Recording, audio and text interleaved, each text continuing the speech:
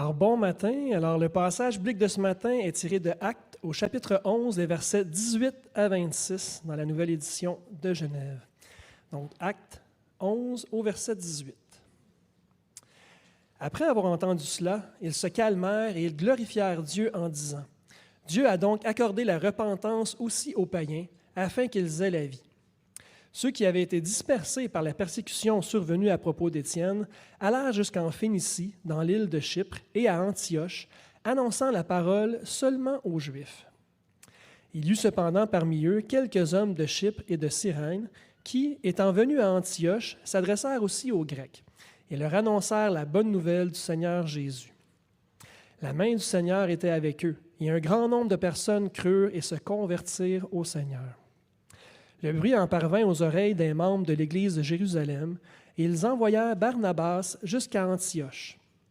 Lorsqu'il fut arrivé et qu'il eut vu la grâce de Dieu, il s'en réjouit, et il les exhorta tous à rester d'un cœur ferme, attachés au Seigneur. Car c'était un homme de bien, plein d'Esprit Saint et de foi. Et une foule assez nombreuse se joignit au Seigneur. Barnabas se rendit ensuite à Tarse pour chercher Saul, et, l'ayant trouvé, il l'amena à Antioche. Pendant toute une année, ils se réunirent aux assemblées de l'Église, et ils enseignèrent beaucoup de personnes. Ce fut à Antioche que, pour la première fois, les disciples furent appelés chrétiens. Amen. Merci, mon frère. Un bon matin à tous. Quelle joie d'être dans la maison du Seigneur, ensemble, et de pouvoir le célébrer, entendre sa parole. Eh bien, dans mon milieu, dans l'endroit où j'évolue, plusieurs rêvent qu'au Québec, le nombre des croyants qui assistent à une église évangélique, toute église évangélique, puisse doubler dans les prochains 10 ans. Qu'on peut se passer, si on veut, on pourrait dire, sans débattre des chiffres, de 1 à 2 %. Et pour l'Église ici, ça voudrait dire qu'au lieu que 400 personnes environ s'y réunissent, 800 personnes viendraient ici. Ça permettrait probablement à notre famille d'églises de passer de 77 églises à 100 églises. Et quelqu'un me dirait, François, c'est pas un peu fou tout ça? La réponse, c'est oui. C'est un peu fou, tout ça. Mais faisons un petit constat mondial ensemble ce matin. Saviez-vous que 25 % de la population vit en Asie? Donc, si je prenais la population mondiale, je brasserais dans un plat et j'en sortirais 4, il y en aurait un qui vient d'Asie. Et c'est un endroit où l'Évangile a une percée incroyable depuis 25 ans. De plus, l'Afrique, les gens spécialistes dans le domaine disent que l'Afrique, d'ici les prochains 10 ans, va doubler de sa population. Et vous savez qu'il y a plusieurs pays africains francophones, donc cette population-là aussi va doubler. Peut-être que vous ne savez pas, mais à Kinshasa, une ville en République du Congo, RDC, 30 000 églises évangéliques, minimum. On ne peut même pas toutes les compter tellement il y en a. Une seule ville. Et tout ça va doubler. Et Dieu permet, et je ne fais pas de débat ici, mais Dieu permet qu'un grand nombre de ces nations s'en viennent ici avec l'Évangile, et qu'ils vont être utilisés par Dieu pour parler ici de l'Évangile au Québec. Et en plus, on voit que Dieu, de nouveau, permet que l'Évangile soit en train de transformer les cœurs des jeunes Québécois qui habitent ici au Québec, pour ceux qui sont assez vieux, comme il a un peu fait il y a 40 ans dans nos cégeps et nos universités. Nous sommes, en fait, devant la plus grande opportunité de croissance et de démarrage de nouvelles églises ou de revitalisation d'églises comme jamais depuis les 25-30 dernières années. Bien sûr, si on regarde un peu à nos souffrances, nos difficultés, nos limites, ça semble impossible. Mais Dieu nous demande, dans ces temps-ci, au Québec, de lever les yeux vers lui. S'il nous prépare pour cette croissance, vous savez que sur l'île de Montréal, on compte environ 200 églises ethniques haïtiennes. On en compte probablement plus que 50 qui sont latinos. On en compte probablement aussi une cinquantaine qui sont de culture africaine. Et tout ça, sans qu'on le sache trop. Mais tout ça risque d'exploser encore plus. Je crois que Dieu a aimé le Québec dans le passé. Et pourquoi il ne l'aimerait pas encore dans les années à venir, quand on fait ce constat de tout ce qui bouge au niveau planétaire et de tout ce qui peut se passer ici? Comment allons-nous, si Dieu nous donne une telle croissance, comment allons-nous nous préparer à cela?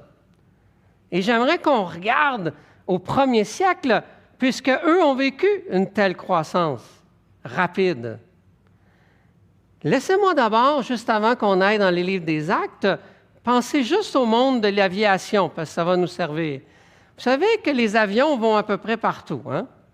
On peut prendre un avion pour aller dans presque toutes les villes du monde, mais les compagnies aériennes ont ce qu'on appelle des hubs, c'est-à-dire des endroits où tous leurs avions vont dans ces hubs-là, parce que c'est là que la compagnie va réparer les avions, former les gens, former les pilotes, avoir les ressources centralisées pour qu'après, à partir de ces hubs-là, ils puissent voyager dans plusieurs destinations au pays ou à l'extérieur du pays. Quand je voyage aux États-Unis, c'est évident. Quand on veut se rendre à une destination, on doit toujours passer, par exemple, par Détroit ou Chicago, dépendamment avec qui on vole, parce que c'est là que tous les transferts de gens dans les avions se font. Ce sont les centres importants qui permettent une diffusion. Et je crois que dans les Actes, on a un modèle semblable que Dieu a instauré et on va l'examiner ensemble et voir comment ça peut être une inspiration pour chacun d'entre vous et toute l'Assemblée ici à Longueuil. En fait, Dieu a utilisé l'Église d'Antioche. Vous savez qu'Antioche était, pour vous imaginer, il me semble que j'aurais rencontré un membre de l'Église d'Antioche au moment où Paul est là, et j'aurais dit, vous allez aider l'Église de Rome à se développer. Il aurait dit, Rome! Il n'y a pas d'auto, il n'y a pas d'avion, et on sait qu'en voiture aujourd'hui, Antioche jusqu'à Rome, c'est minimum 34 heures de voiture sans arrêt. Je parle à des gens qui n'ont aucun de ces moyens-là, puis je dis, vous allez avoir un impact à Rome. Il aurait certainement dit, c'est pas croyable. Pourtant, Dieu l'a fait. On va voir comment. Non seulement il faudra, s'il y a cette croissance, revitaliser des églises avec déjà existantes et en démarrer de nouvelles, il nous faudra aussi avoir des églises ressources au sein de tout ça, comme celle d'Antioche. Antioche était la troisième ville d'importance dans sa région. J'ai regardé sur Internet, Longueuil, c'est la 5e ville en importance au Québec. Quand même intéressant, hein? Vous n'êtes pas loin d'Antioche. Pourquoi Antioche a grandi au 1er siècle? Parce qu'elle a reçu énormément de réfugiés. Pourquoi Antioche, pour vouloir croître, a offert la citoyenneté romaine à ceux qui venaient? Alors, vous imaginez, obtenir la citoyenneté romaine à l'époque, c'était « wow », c'était le passeport majuscule. Alors, beaucoup se sont déplacés dans cette région-là, et même, on va voir à la persécution, c'est là où certains vont aller aussi. C'était une ville avec plein de ségrégation, avec tous les arrière-plans économiques. On parle d'1 demi-million de personnes probablement à l'époque. quand les gens de cette ville avaient des réunions avec des gens de toutes les classes sociales et de toutes les ethnies, mais réunis ensemble au même endroit, les gens d'Antioche regardaient ça, puis ils disaient, « Mais c'est quoi ça? » C'était complètement différent en dehors de la ville, parce que sinon les autres, tout le monde était ensemble selon leur statut. Ici, c'est comme si les statuts n'importaient plus, l'identité n'était pas son statut, c'était d'être ensemble pour une identité complètement nouvelle. Et c'est pourquoi qu'on a lu que c'est dans cette ville-là que pour la première fois, les disciples de Jésus ont été appelés des chrétiens. Ils leur ont donné une nouvelle identité. Ça, c'est ceux qui suivent Christ. C'est cette gang-là. Eux, ils suivent Jésus. Et c'était tellement contrastant avec le reste de la culture que ça attirait l'attention. On va voir 3 points ce matin d'une Église ressource pour soutenir la croissance et le développement dans le plan de Dieu. Premièrement, et juste avant le premièrement, on va prier. Notre Dieu, combien se passe de choses sur notre planète alors qu'on n'est même pas au courant? Seigneur, ton Église est en train de s'établir partout dans le monde. Et Seigneur, on sait qu'il y a des endroits difficiles et d'autres en pleine croissance. Et Père, on te prie ce matin que tu nous aides à voir pour chacun d'entre nous, selon ce que ça nous interpelle, la place que mes frères, mes sœurs pourraient jouer ici, à Longueuil, en voulant et désirant cette Église ressource pour qu'elle puisse accueillir cette croissance que tu veux faire dans les cœurs ici. Encore une fois, merci de nous montrer partout que tu attires des jeunes à toi et des gens de partout dans le monde à toi. Et Seigneur, aide-nous à bâtir ton Église dans ce contexte-là, ici, entre autres sur la Rive-Sud. En ton nom, Seigneur Jésus. Amen. Le premier point, c'est Dieu utilise les chrétiens ordinaires pour partager la bonne nouvelle et démarrer des églises. Dieu utilise des chrétiens bien ordinaires pour partager la bonne nouvelle. Ceux qui avaient été, verset 19, dispersés à cause de la persécution. Alors, dans Acte 2, il y a eu une première Pentecôte et on a vu le salut dans la Nouvelle Alliance être donné aux Juifs. Et dans Acte 8, une autre semi-Pentecôte et on voit que l'Évangile a été donné aux Samaritains. Et dans Acte 11, à cause de Corneille, maintenant, le Saint-Esprit a démontré que l'Évangile est pour toutes les nations. Pierre a dû comprendre cela avec la vision de Dieu. Alors, ceux qui sont persécutés après la persécution d'Étienne sont rendus en Phénicie, dans l'île de Chypre et à Antioche. Il n'y a pas d'église encore à Antioche, là. Ils annonçaient la parole seulement aux Juifs. Alors, la plupart débarquent, ils sont Juifs et ils parlent à des Juifs. C'est normal. Mais ça en prenait quelques-uns, des weirdos, des bizarres, comme toi et moi. Et là, eux, qu'est-ce qu'ils ont fait? Il y en a eu, cependant, parmi eux, quelques hommes de Chypre et de Cyrène qui étaient venus à Antioche et eux se sont adressés aux Grecs. Et là, ils ont fait de quoi de pas mal flyer. Là. Ils sont allés voir un autre gang que celle qui était naturelle d'aller. Et c'est des gens bien ordinaires qui ont été déplacés. Ils sont comme des migrants, ils n'ont rien. Mais la main du Seigneur était avec eux et un grand nombre de personnes crurent et se convertirent. Si on leur a demandé, c'est qui a implanté l'Église? Ils auraient dit, je ne sais pas. Il n'y avait pas de structure. Il n'y avait pas d'implanteur. Mais la main du Seigneur était avec eux. Il n'y avait pas de super pasteur, il n'y avait pas de super Yannick, il n'y avait pas de super équipe de leaders formés, il n'y avait pas de superstars. Il y avait des chrétiens ordinaires, un groupe de croyants ordinaires qui se sont mis à témoigner. Est-ce que j'ai ici dans la salle ce matin plus que qu'est-ce qu'eux avaient? Fois 1000! Fois 1000 dans leur cas. Ils n'ont rien, ils sont déplacés par la persécution. Un groupe de réfugiés qui s'enfuient. On ne connaît même pas leur nom. L'auteur des Actes, Luc, qui est un gars de détail, n'ose même pas mentionner quelques hommes parmi eux. On ne sait pas c'est qui leur nom. Et dans le livre des Actes, jusqu'à maintenant, on parlait quoi quand on évangélisait? C'était des croyants juifs qui parlaient des Écritures juives à propos d'un Messie juif. C'était contre-culturel au max pour aller voir les Grecs. Mais la main du Seigneur était sur eux. Amen? Il n'y avait rien. Il n'y avait pas de modèle. Il n'y avait pas d'église encore. Il n'y avait pas de ressources financières. Il n'y avait absolument rien. Dieu utilise des chrétiens ordinaires pour démarrer des églises et faire son œuvre. C'est pas merveilleux, ça? Wow!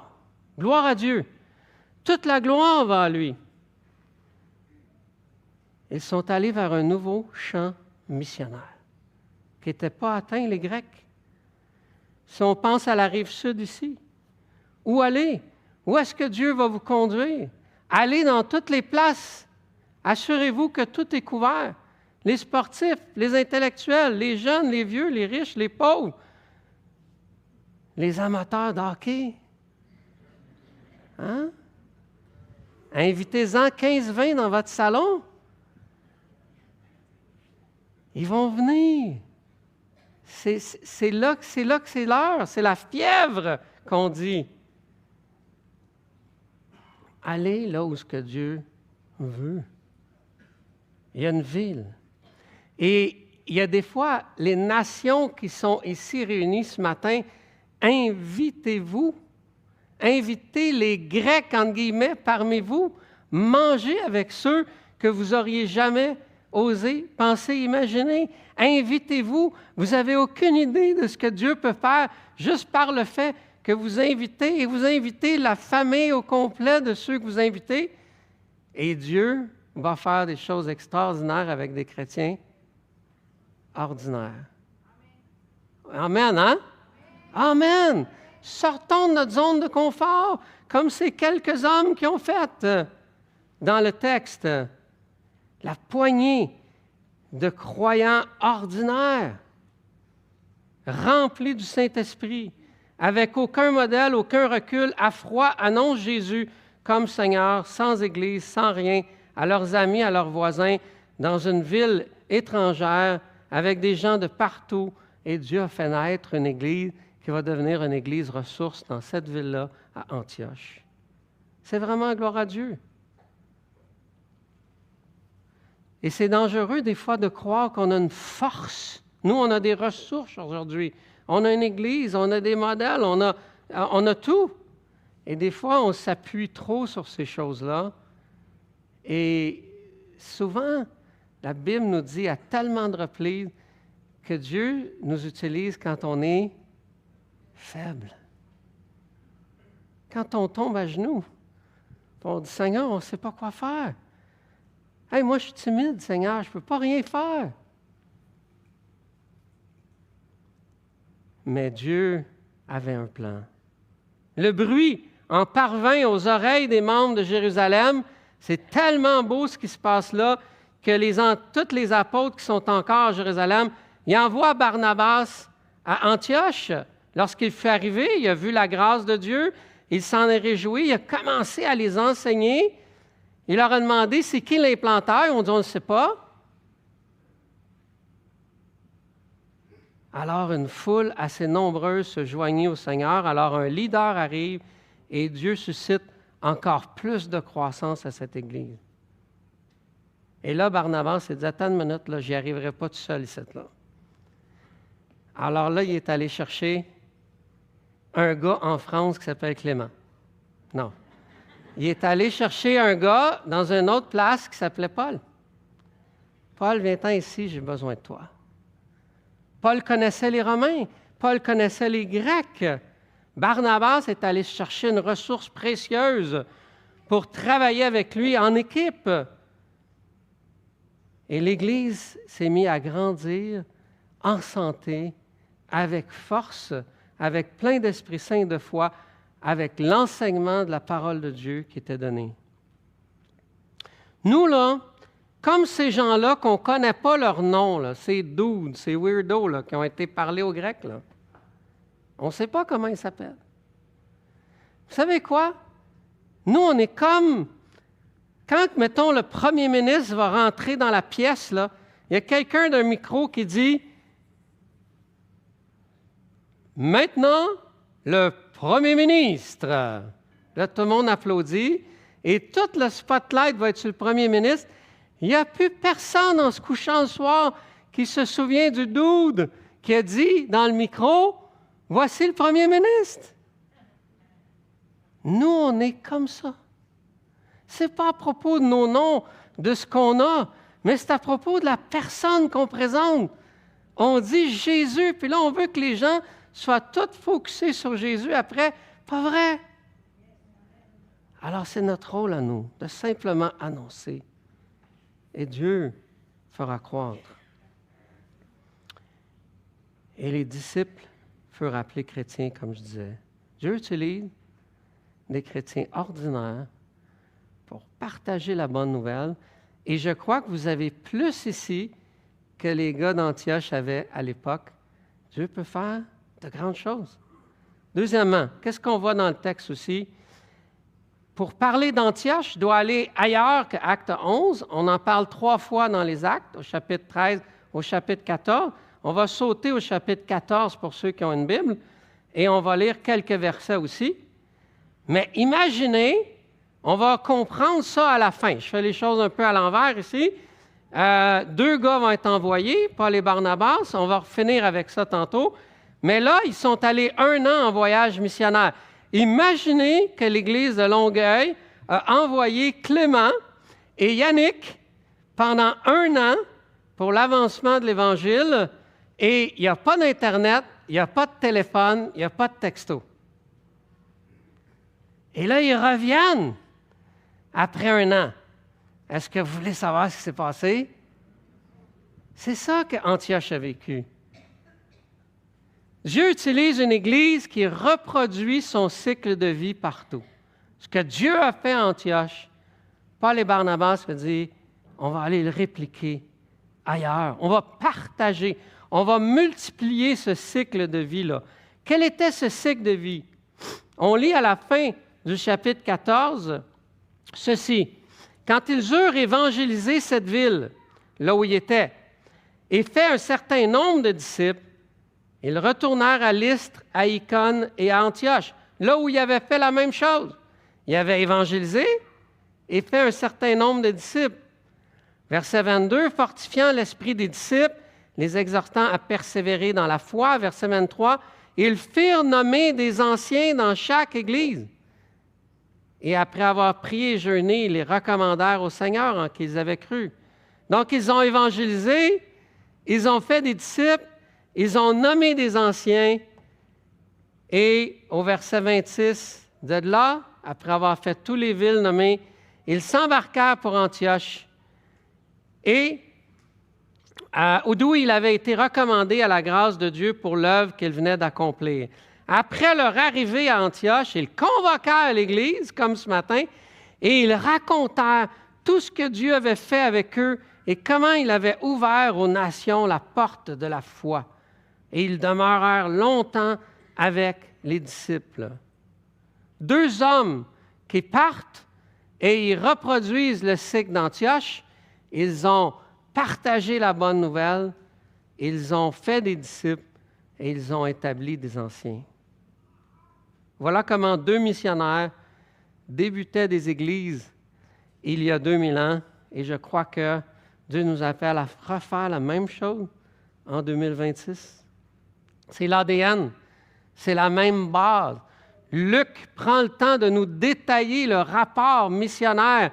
Il avait 28 chapitres pour nous raconter 30 ans, et ce qu'il nous donne ici, C'est l'esquisse, la structure missionnaire des premiers missionnaires envoyés d'Antioche. Vous savez, on peut avoir une assemblée le dimanche, mais très peu de disciples.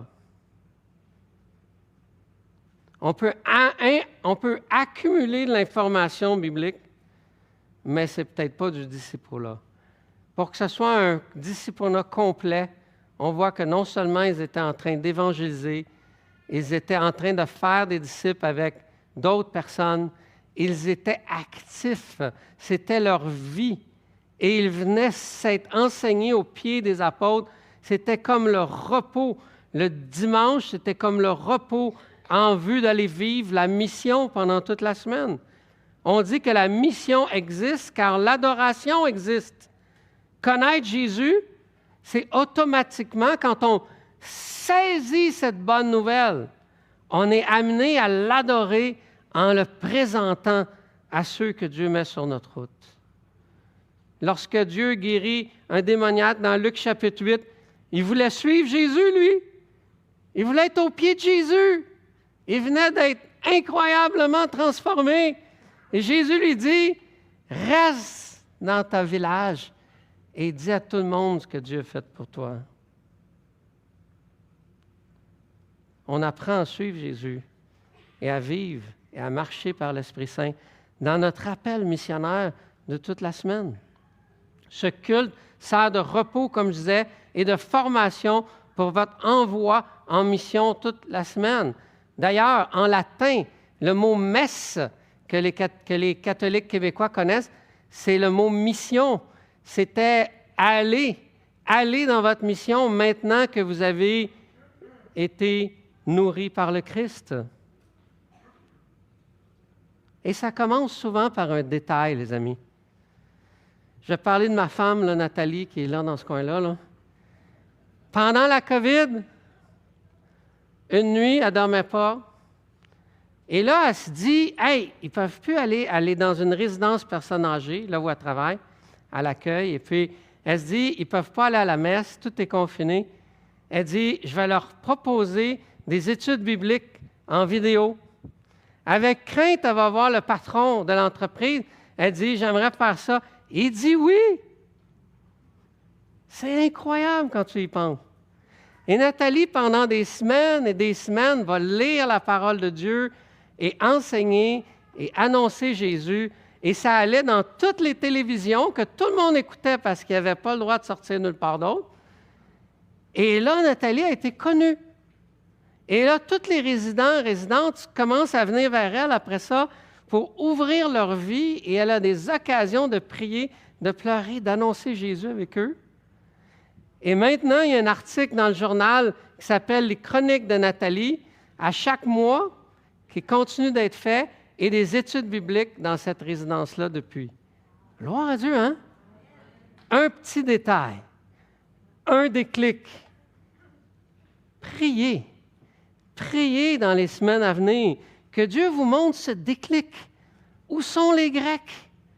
Dieu, Seigneur, montre-moi. Où est-ce que je dois aller? Est-ce que je dois ouvrir ma maison? Qu'est-ce que je dois faire? Pensez pas à des affaires de fou d'aller dans la jungle pour les 7 prochaines années avec des tribus cannibales. C'est pas ça que je vous dis, là.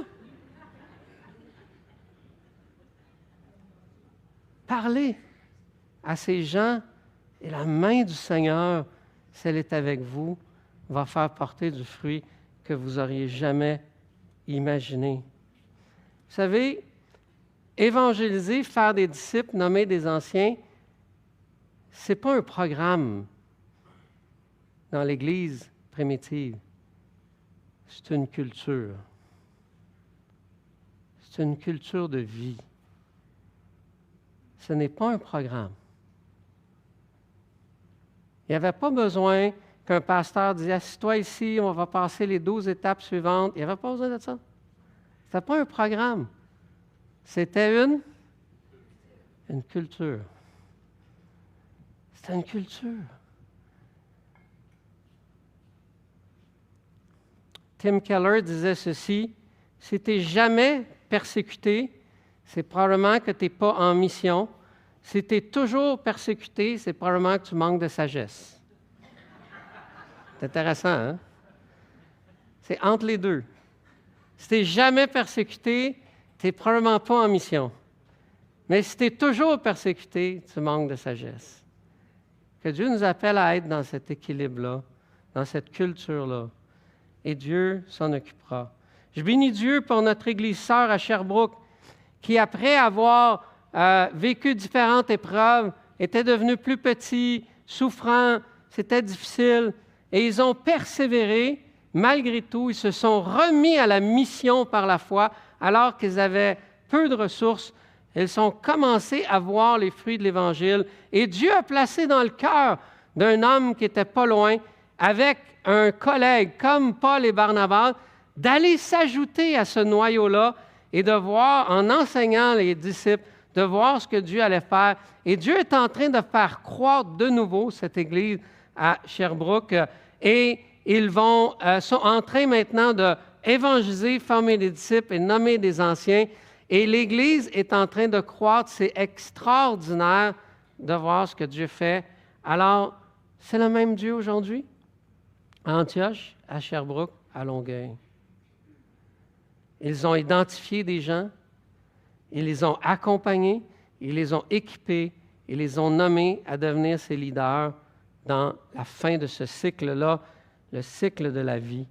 Et ce que je souhaite, c'est que cette Église, avec toute, maintenant à Sherbrooke, avec toute l'équipe qui voit, on les voit devenir une Église ressource pour aller, je ne sais pas où Dieu va les utiliser.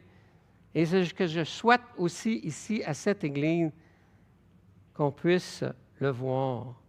Et pour former ces leaders, nommer ces anciens, aujourd'hui, on a la magnifique ressource d'un séminaire au sein de notre famille, Sembec, qui est là pour aider les églises ressources et les églises à former, nommer, identifier, équiper et former des leaders, hommes et femmes, pour servir selon leurs dons et des hommes pour devenir pasteurs d'église.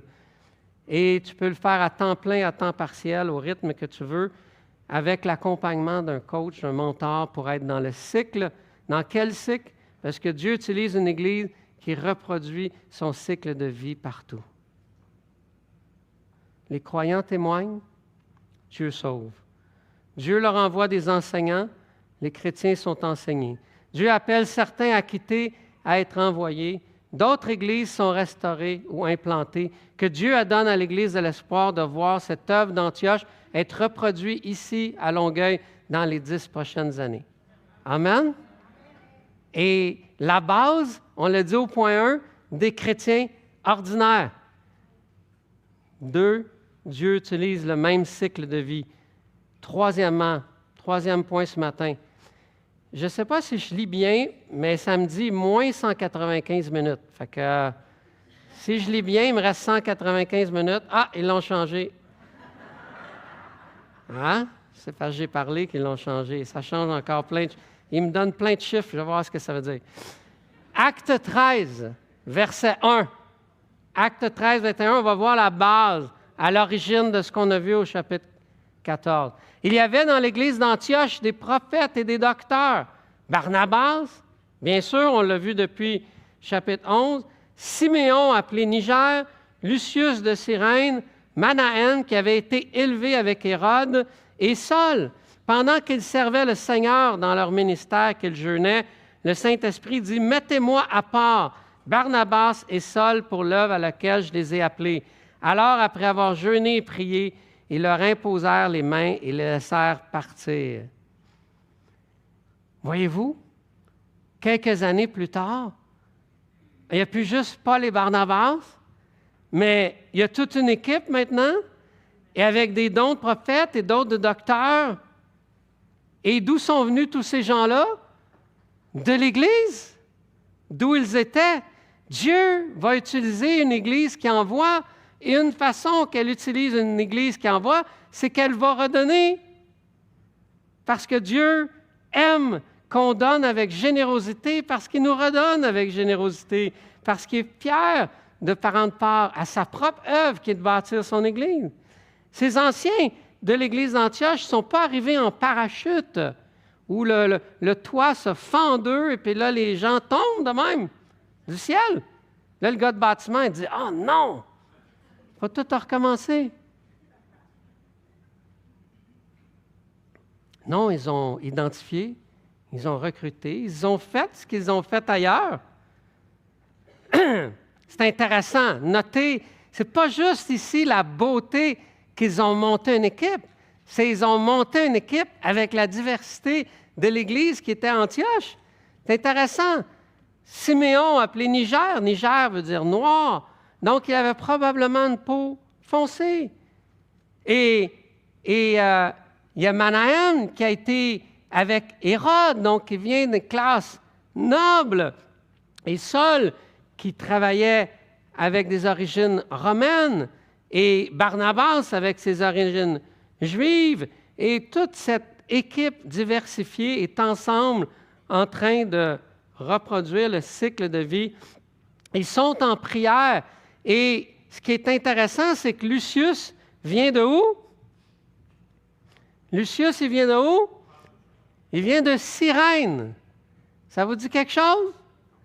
Pas la sirène à la fin de la partie d'hockey, là, mais Cyrène, la ville, et les deux gars qui ont commencé à parler, les quelques hommes qui ont commencé à parler aux Grecs, ils venaient de Cyrène. Alors, est-ce que c'est ces propres gens-là qui sont devenus maintenant anciens de l'Église? Peut-être. L'effet n'est pas ici justement d'une équipe normale, mais d'une équipe de toutes sortes de diversités unies par l'Évangile.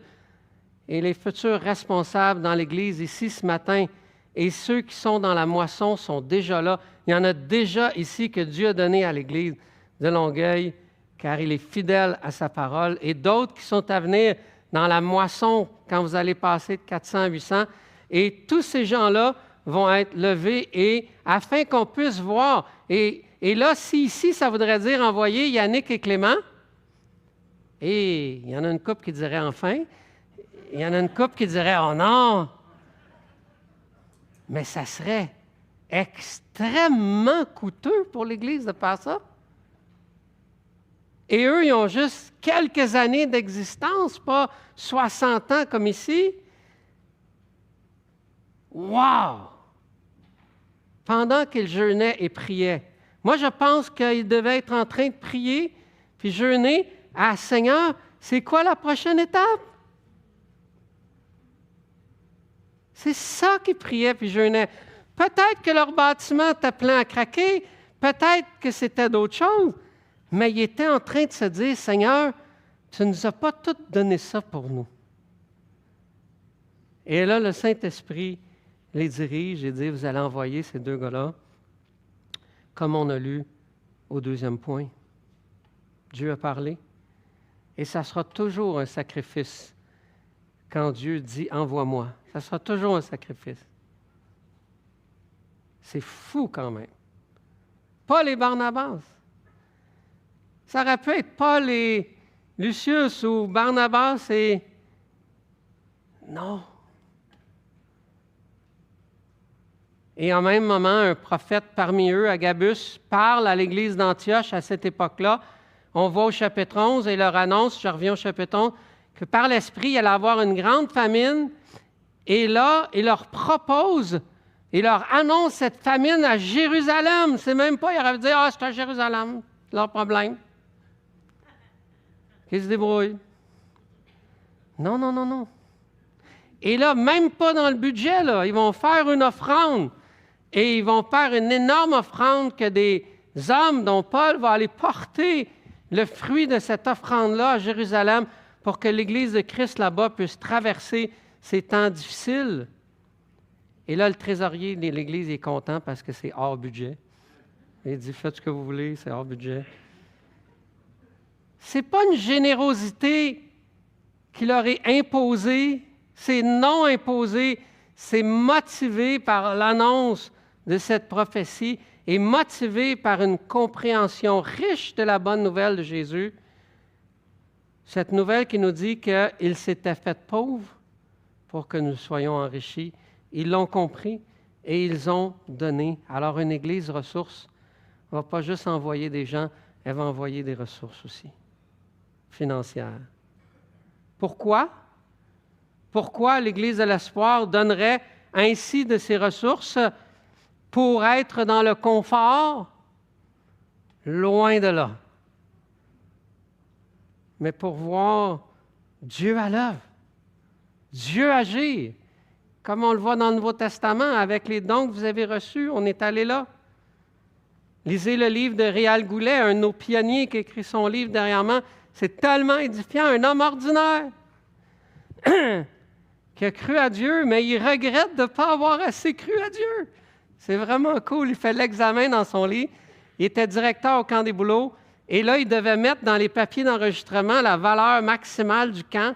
Puis là, en tremblant, il a écrit 2 millions. Il a dit, ça n'a pas d'allure, je le sais. Le camp vaut au moins 10 millions aujourd'hui. Et là, il regarde ça, puis il a vu que Dieu a agi. Il n'y avait rien quand ils ont commencé. Dieu a béni. Le camp a grandi. Chers amis, que Dieu accomplisse ce rêve ici. Quelques gars sont venus évangéliser avec leurs femmes, peut-être, à Longueuil, il y a plus de 60 ans de ça. Et après un certain temps, des anciens ont été nommés. Et j'espère qu'on pourra lire dans la suite de ce chapitre que tout le Québec, la francophonie mondiale, en Asie, en Afrique, il y aura eu un impact par la foi des chrétiens ordinaires qui étaient à Longueuil. Qu'il y ait ici un culte à 10 heures en français avec 400 personnes, amen. Qu'il y en ait un de 400 à midi en swahili, qu'il y en ait un de 400 à 15 heures en espagnol et qu'il y en ait un de 400 à 19 heures en arabe. Amen.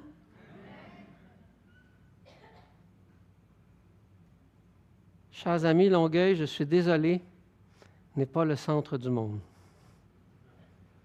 C'est une triste nouvelle, n'est-ce pas? Comme ce n'est pas le centre du monde, il faudra envoyer avec sacrifice. Vous le faites déjà. Vous avez envoyé dans le passé et vous envoyez présentement et vous êtes à l'œuvre à donner la main ouverte et je dis gloire à Dieu pour ça. Mais si on met notre foi en Dieu et qu'on lève les yeux vers Dieu, où est-ce que tout cela nous amènera? À combien d'églises? À combien d'impacts? Pour votre propre gloire? Pour la gloire d'Antioche à l'époque? Pas une miette. Pas une miette. Comme l'annonceur, pour que les gens entendent et croient au merveilleux nom, le nom qui est au-dessus de tout nom, le Seigneur Jésus-Christ. Amen? Pour que d'autres groupes de 400 et que d'autres dans le monde et que d'autres ailleurs puissent croire et placer leur foi et connaître la beauté de la révélation de Jésus-Christ par Dieu le Père. Comment tout cela fut possible à l'époque? Pour que les gars de Cyrène parlent aux Grecs, pour que les gens deviennent des anciens, pour que Paul et Barnabas soient envoyés, pour que tout cela soit possible. Ce ne fut possible et ça ne sera possible de l'Église Ressources de Longueuil, l'Église Antioche-Longueuil, que par le fait que le Seigneur Jésus-Christ a quitté le ciel pour vivre une vie d'obéissance parfaite et mourir avec souffrance sur la croix, en donnant sa vie pour que moi et toi, je puisse recevoir de lui une vie parfaite, le pardon de tous mes péchés, une justice parfaite qui m'est donnée par Dieu, la justice de Christ lui-même dans laquelle on est unis en Jésus-Christ par la foi en lui, avec une espérance glorieuse qui me permet de donner tout de ma vie dès maintenant pour le servir et annoncer cette bonne nouvelle. Voilà la base, la raison, la cause et l'origine de tout cela. Zéro mérite de notre part. Zéro mérite de ma part, de votre part. C'est une bonne nouvelle, un point c'est tout. C'est la puissance de Dieu qui permet à des églises ressources, des églises Antioche, dans le monde entier, de rayonner pour que le message soit envoyé comme les avions dans toutes les villes. On est des faiseurs de disciples inconnus, frères et sœurs. On est des faiseurs de disciples inconnus qui seront bientôt avec Jésus. Et votre destination finale, pour parler d'avion, ce n'est pas ici. C'est dans la nouvelle Jérusalem avec Jésus. Et peut-être tu t'es installé à vivre un petit peu trop comme si c'était la destination finale. Tu as arrêté de parler au grec. Tu as arrêté de lever la main quand le Seigneur dit « Envoie-moi ». Mais vous savez, on est des faiseurs de disciples inconnus. Nos noms sont toutefois écrits dans le livre de vie. Les quelques personnes qui ont parlé au grec, on n'a pas leur nom, mais leur nom est écrit dans le livre de vie. Et s'il y a un endroit que ton nom devrait être écrit, n'est-ce pas là que c'est la chose la plus merveilleuse au monde? Amen? Mon nom, alors que je témoigne à quelqu'un qui témoigne à un autre, puis on ne sait pas d'où ça vient, ça, c'est pas grave. Que vos noms soient écrits dans tous les livres de ce monde, mais que vous n'avez pas fait la mission de Jésus, ça ne vous donnera rien. Mais le livre le plus prestigieux, nos noms sont écrits là, parce que Dieu utilise des chrétiens bien ordinaires. Seigneur, tu nous as donné l'histoire de cette Église d'Antioche dans les Écritures. Je crois que c'est pour nous inspirer aujourd'hui. Quelques croyants inconnus sont devenus une Église multiethnique. Je vous invite à fermer les yeux, on va prier ensemble. Seigneur Jésus, quelques croyants de cette époque sont devenus une Église multiethnique et qui, grâce à leur générosité, avec leur esprit de main ouverte, ont laissé un fruit dans tout l'Empire romain. Gloire à toi, Seigneur Jésus. Ils sont allés jusqu'à Rome. Jusqu'où irons-nous ici, sur la rive sud ce matin? Seigneur, utilise quelques croyants dont je ne connais pas leur nom, mais toi, leur nom est écrit dans ton livre de vie. J'aimerais t'inviter ce matin même à considérer dans ton cœur, et tu peux le faire physiquement, Dieu est là, lever la main et dire, Seigneur, moi je suis un chrétien ordinaire et ouvre-moi une porte dans les prochaines semaines. Puis un autre peut lever la main ici ce matin, dans son cœur ou physiquement, puis dire, moi je suis le futur ancien ici dans l'Église. Puis un autre peut lever la main dans son cœur ou physiquement pour dire, envoie-moi, Seigneur. Je pense que c'est moi qui dois être envoyé. Seigneur Jésus, prends toutes les mains levées ici ce matin et fais une œuvre, non pas pour que nos noms soient glorieux, mais que les gens puissent dire, je crois au Seigneur Jésus. Amen. Que ton nom soit glorifié, Jésus. Reçois tous ces cœurs et ces mains pour ta gloire. Amen.